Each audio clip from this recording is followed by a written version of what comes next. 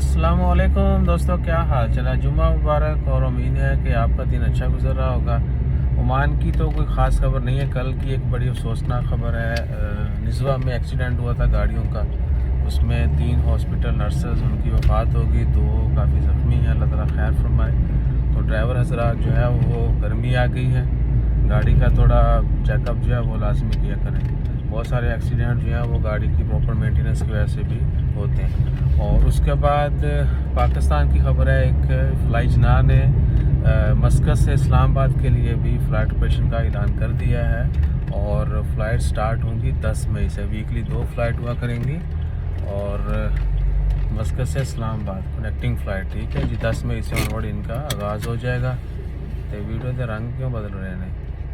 اچھا، بہت سارے لوگ کہتے ہیں صاحب بھائی پتہ نہیں تھانوں کی ہو گیا، پائن پاکستان جائیں اوپر سے بیمار پڑ جائیں، پھر پریشانیاں زندگی کی الگ ہوں تو رنگ اڑی جاتے ہیں۔ ویسے بھی سانوں اڑیا ہوا رنگ پسند ہے، ٹھیک ہے جی۔ اپنا خیال رکھیں، دعا میں یاد رکھیں۔